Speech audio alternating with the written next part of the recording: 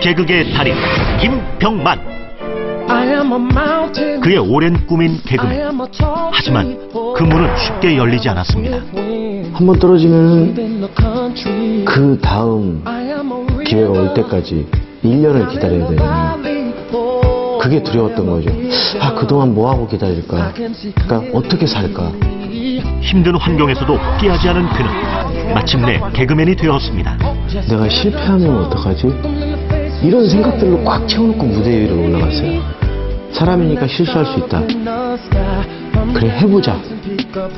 그런 발상의 전환과 피나는 노력으로 무대 위에서 빛을 발하기 시작한 그. 남자 최우 수상 김병만 씨입니다. 정말 감사합니다. 실패하면 경험이다. 실패했었던 일들을 얘기를 하면서 웃을 수 있다. 나한테는 또 하나의 경험이 생겼다. 두려움 없는 도전. 개그맨 김병만 씨를 소개합니다.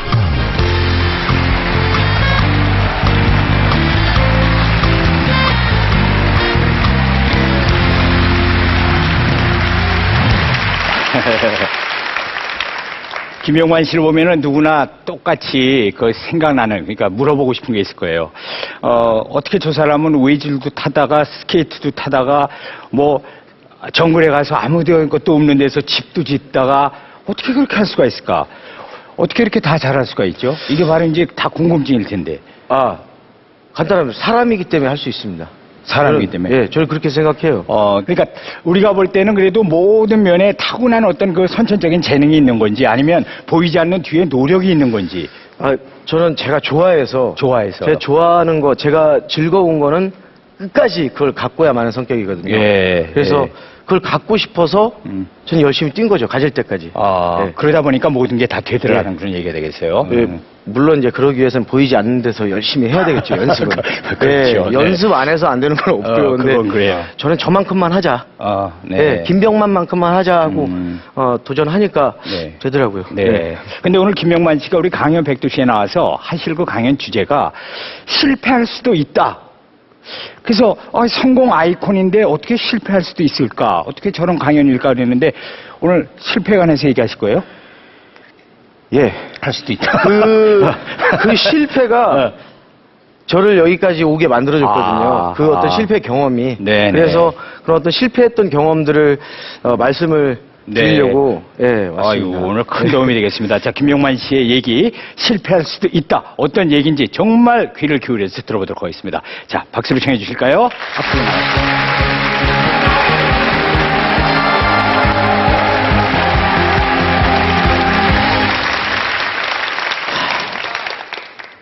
참 이 자리에서 제가 이제 개그를 할 때 굉장히 편안했는데 이렇게 와서 정말 진지하게 저의 이야기를 하려니까 입이 바짝바짝 말라요. 그러니까 제 얘기를 하던 도중에 제가 말을 많이 더듬고 그러면 아, 이 친구가 목이 타는구나 하고서 앞에 계신 분이 물을 좀 주세요. 편안하게. 예. 아무튼 물 좀 주세요. 시작부터 지금 제가 입이 말라가지고 그러니까 예, 물 좀 주세요. 야, 우리도 있으신 분이 음료수를 네. 아, 부시지는 마시고. 고맙습니다. 이따가 저 목타면 또 먹을게요. 이따가. 다리만 짧은 게 아니라 팔도 짧습니다. 저는 사실 개그맨의 어떤 꿈은 아니었어요. 개그맨은 꿈조차 꿀 수 없는 그런 여유 없는 집안에서 태어났거든요. 그 시골 꽝촌에서 태어났는데 많은 사람들 그러잖아요. 뭐 부모님, 아버지, 어머니가 사업하다 잘못돼가지고 예전엔 잘 살았는데 이게 못 살았다. 지금 갑자기 못 살아지게 됐다. 저희 집은 안 그랬습니다. 꾸준히 못 살았어요. 정말 그래서 어렸을 때 개그맨이 어떻게 되는 것도 몰랐고 TV를 봤을 때 아, 정말 저건 내가 가질 수 없는 거구나. 정말 하늘에 떠 있는 별이구나. 딸 수 없는 거구나. 이런 생각으로 집에도 가난했고 집도. 그래서 어렸을 때 꿈은 전 단순하게 기술자였어요. 빨리 아무 자격증이나 따서 돈 벌어서 엄마한테 돈 갖다 줘야지. 이게 저의 꿈이었어요. 저는 대학이라는 생각도 꿈도 못 꿨어요. 뭐 공부도 안 했지만 공부도 정말 못했어요. 빨리 돈을 벌어야 되기 때문에 3학년 때 직업훈련을 갔어요. 직업훈련을 가서 열심히 이제 자격증을 빨리 따서 졸업하기도 전에 실습을 나갔어요. 실습을 나가고 열심히 일을 했죠. 공사 현장에서. 막 일을 하고 있는데 친구가 TV에 나오는 거예요. 근데 그 친구는 이제 오디션 프로그램, 예전에도 이 타방송에서 그런 오디션 프로그램이 있었는데 그 친구가 TV에 나오는 거예요. 그 친구를 보고 아, 저 친구도 하면 나도 할 수 있다. 그 생각으로 그 동시에 들은 생각이 내가 이렇게 돈을 벌어서는 결국에 밑 빠진 독에 물 붓기다. 모험을 한번 걸자. 내 꿈도 가지면서 모험을 한번 걸자. 꿈 가질 수 있을지 없을지 모르겠지만 그래도 내가 하고 싶은 거, 진정하고 싶은 거, 즐기고 싶은 걸 하면서 하자 하면서 엄마한테 돈 30만 원만 달라고 해서 바로 올라왔어요. 95년도에 바로 올라와서 연기학원에 들어갔죠. 연기학원에 들어갔는데 거기에서 제일 못났어요. 키도 제일 작고 시골에서 올라와서 시커멓게 타고 옷도 뭐 입을 줄 알아요? 키 좀 커 보이겠다고 이제 말고도 신고 딱 이러고 있는데 저한테는 섭외가 안 들어왔어요. 근데 생활이 안 되잖아요, 저한테. 그러니까 이제 체육관에서 이렇게 뭐 자기도 하고 제가 무술을 했으니까 거기에서 이제 애들 가르쳐 주면서 그 대신 여기서 자기 해달라고 해서 자기도 하면서 이제 연기학원 다녔죠. 근데 한 번은 체육관에서 그런 적이 있었어요. 그러니까 샤워실이 없었어요. 여름에 너무 더운데 거기가 이제 7층인데 공중화장실 너무 더운데 좀 씻어야 되겠는데 너무 가렵고 그래서 새벽 2, 3시쯤이면 경비 아저씨가 안 올라오시겠지 순찰을 안 도시겠지 하고 근데 이제 공중화장실에서 그 세면대에다 물 받아놓고 옷 다 벗고 씻고 있었어요. 막 다 씻고 있는데 문이 덜커덩 열리는 거예요. 뒤에서 보더니 뭐 하는 거야? 소리 지르면서 그 자리에서 저는 정말 이 상태로 한 10분간을 욕을 먹었어요. 아유, 여기서 그 공중화장실에서 샤워하고 뭐 하는 거냐고 그러면서 너무나 창피했죠. 그래서 얼굴도 못 보고 그러면서 이제 또 뭐 연기학원 다니면서 마지막에 이제 1대1 면담을 다 하는데 그러는 거예요. 너는 조금 키가 작아서 많이 좀 힘들 거다. 오디션을 봐도 감점 요인이 많을 거다. 좀 뭐 다른 거를 생각해 보라는 식으로 이렇게 말씀을 좀 하시더라고요. 근데 뭐 수강료 내기 전에 말씀하셨으면 안 되나 보다 하고서 미리 챙겨서 이렇게 갔을 텐데 학원 다 다니고 수료하고 나서 그렇게 말씀하시니까 굉장히 서운하더라고요. 그래서 속으로 두고 봐. 사람 잘못 보셨어요. 보여줄 테니까 두고 봐. 정말 이를 갈면서 연극 무대에 들어갔어요. 연극 무대에 들어가서 거기서 매년 시험을 봤죠. 매년 시험을 개그 시험은 매년 봤어요.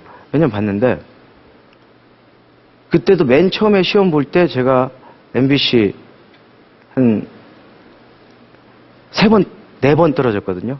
MBC 4번 떨어지고 KBS 3번 떨어지고 서울예전 6번 떨어지고 근데 그게 다 저의 실력은 제가 100%를 준비해갖고 딱 가요. 나가면은 이 무대에 딱 오면은 그게 다 사라져요.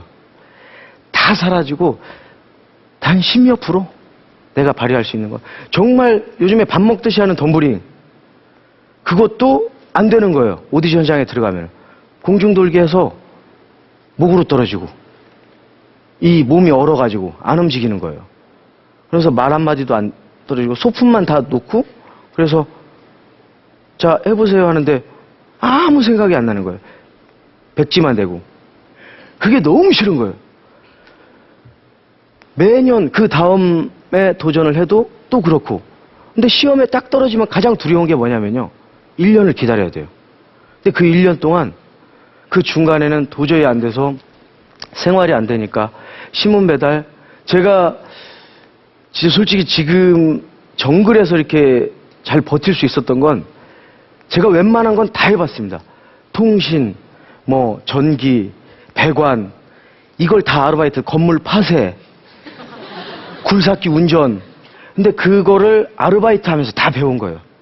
왜냐하면 생활이 돼야 되니까. 근데 너무 아르바이트에 빠지면은 돈이 많이 모아지잖아요. 그 돈맛 때문에 제가 또 열의가 떨어져요. 그래서 생활비만, 차비만 생기면은 관두고 바로 여기에 집중을 하는 거죠. 한 곳에. 제가 갖고 싶은 곳에. 그러다가 2000년도에 방송국에서 전화가 왔어요. 그 당시 그 김웅래 위원 예전에 쇼비디오 자키 연출하셨던 분, 그 분이 페스티벌을 준비하고 계셨던 거예요. 개그 지망생끼리 페스티벌을 하는데 하겠니? 저는 무조건 좋았죠. 방송국에서 부르는 것 같았어요. 그분은 이제 대학로에서 부르셨는데 거기 달려갔죠. 우리한테는 딱 2주의 시간인 거예요. 근데 2주 동안 생활할 돈이 없어요. 여기 와서. 그러니까 다 데리고 시골로 내려갔어요. 거기서 개그를 짰죠. 시골에서는 이제 밥이 있으니까. 그리고 시골 그냥 우리 집에서 자면 되니까 돈은 안 들어가잖아요. 거기 내려가서 연습을 하는데 시험을 해봐야 하잖아요. 웃긴가 안 웃긴가. 그래서 그 테스트할 사람 동네 아주머니, 밥 메고 있는 아주머니 가서 그 아주머니한테 웃긴가 안 웃긴가 이제 했죠. 바로 욕 얻어먹었죠. 사는데 힘들어 죽겠는데 까불고 자빠져 있냐고. 가라고. 그리고 또 꼬마 애들 모여있으면 그 친구들한테 이제 또 시험을 해보고. 그리고 딱 올라왔는데 정말 거기에서 페스티벌에서 2등 했어요.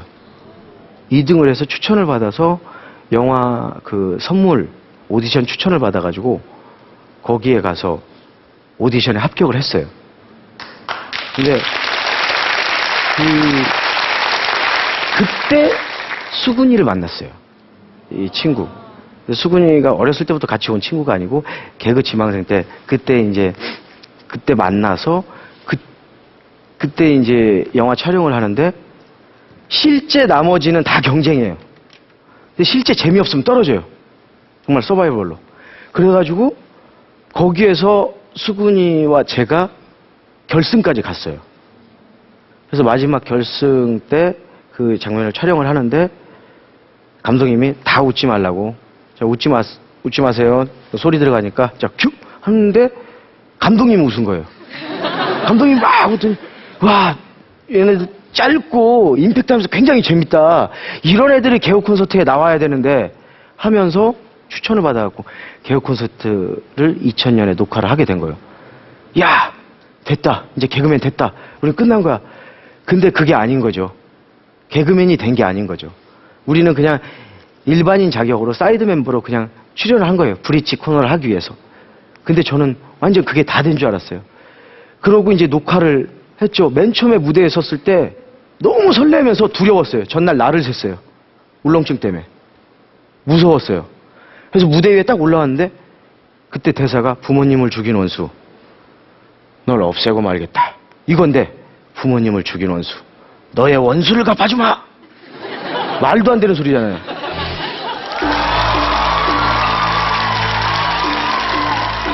나의 아버지를 죽인 원수 내 오늘 너의 원수를 갚아주마.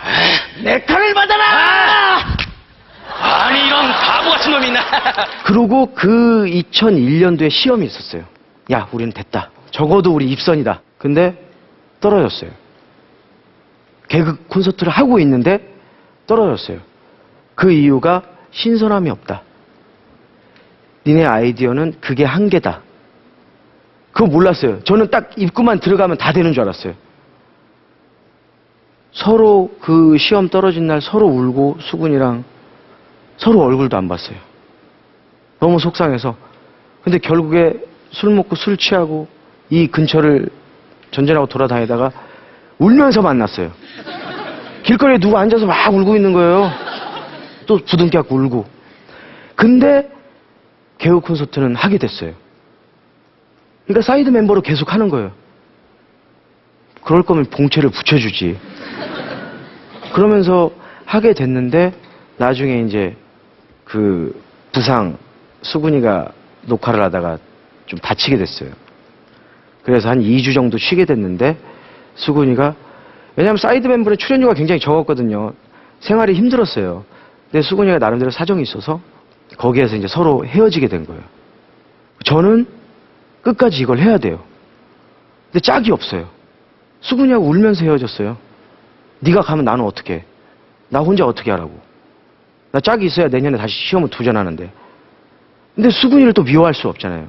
본인은 본인의 또 아픈 사정이 있는데 얼마나 개그하고 싶겠어요. 근데 그걸 놓고 등 뒤라고 돈을 벌러 간 거예요. 근데 가고 근데 방송국에서 연락이 와서 한 여자애를 추천을 해주시더라고요. 그게 무림남의 제 파트너. 내가 사랑하는 그녀. 몰래 몰래 이랬던 그녀가 올라타가 나 잘하냐? 이렇게 변했습니다. 무림남녀로 2002년도에 공채가 됐어요. 저는 그때 알았어요. 합격한 사람들한테 직접 전화를 해주는구나. 김영환 씨 합격했습니다. 그 전화를 받았을 때 그동안 힘들었던 게 다 스쳐 지나가면서 와 기뻐하는 게 아니고 소리 없이 눈물이 쭉 나오는 거예요. 그러면서 저는 그랬어요. 그래 두고 봐. 이제 시작이다. 이게 공채가 됐다고 해서 나는 여기에 안정됐다가 아니라 이제 시작이다. 이제 내가 뛰는 만큼 내가 덤블링을 몇 번을 했는지 다 이게 보여줄 수 있는 그런 무대에 들어온 거야. 그래서 그때 딱 목표를 가졌죠. 조금씩 개그 콘서트를 한 해도 빠지지 말자.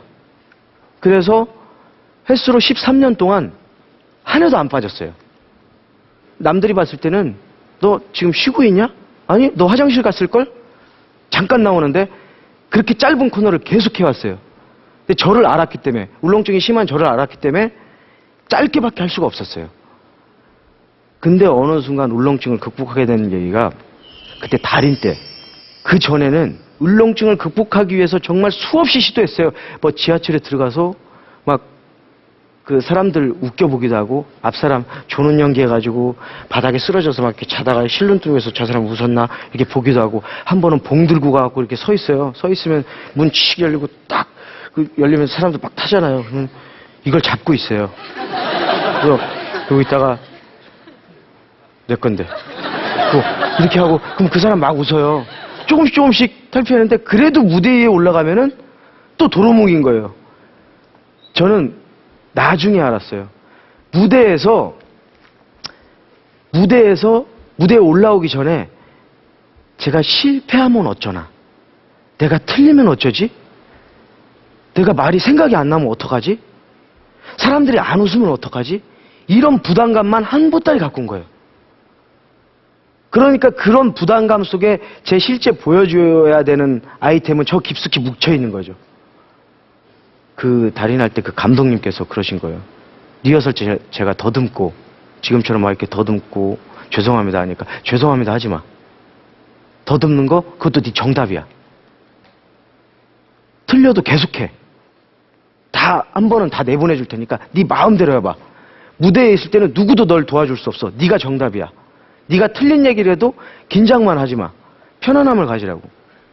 그래서 달인 때는 정말 실패했을 때를 생각을 하면서 예상을 해봐요. 여러 가지로. 제가 사다리 타기를 할 때 사다리가 넘어갔을 때 아니면 딱 그대로 세워졌을 때 그때를 두 가지를 생각을 해갖고 가요. 대사는 생각하지 않아요. 그때의 그 느낌, 내가 어떤 마음을 가져야지, 어떤 여유를 가져야지.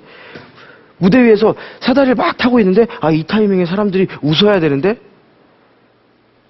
그때 그걸 기대를 안 하는 거죠. 그때 관객을 봐요.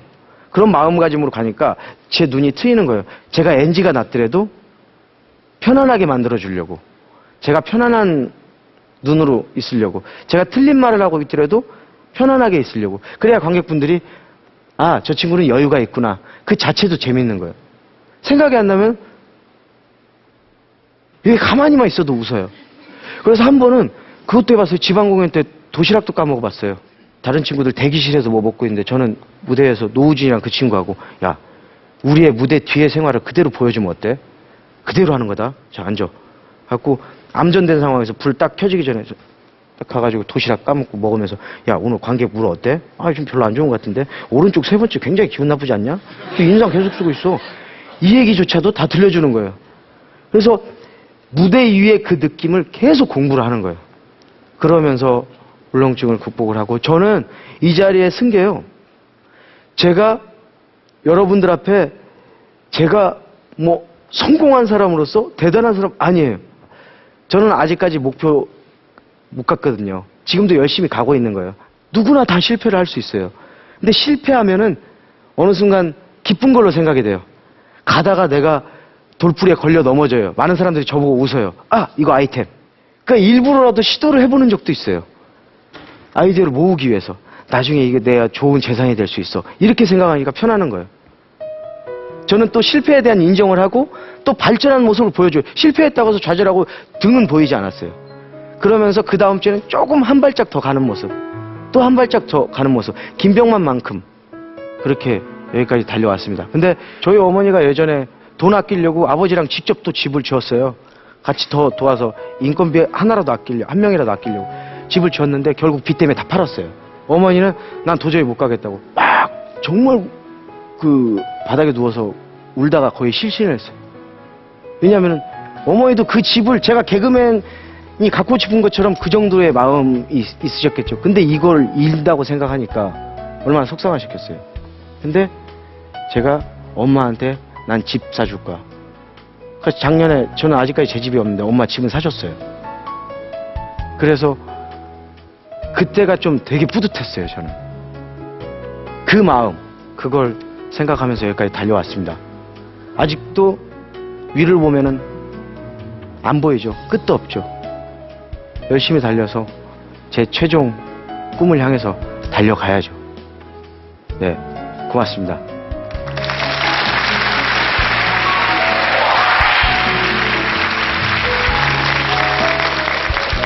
결국은 실패를 두려워하지 않는 우리 김명만 씨인데 앞으로도 혹시 또 내가 그래도 도전을 해보고 싶은 분야가 많이 있나요?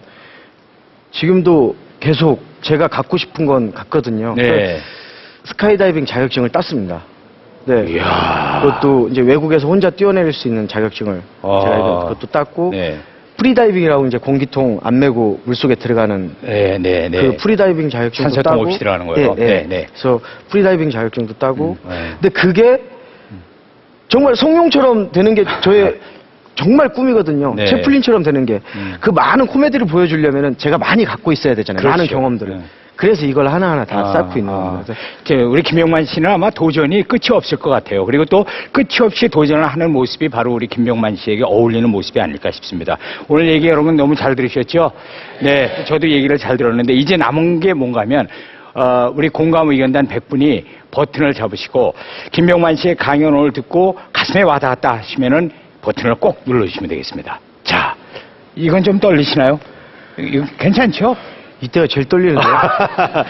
자, 100분의 공감의견단 버튼 눌러주세요. 자, 보겠습니다. 우리 김명만 씨의 오늘 강연 실패할 수도 있다. 자, 강연 공감 온도는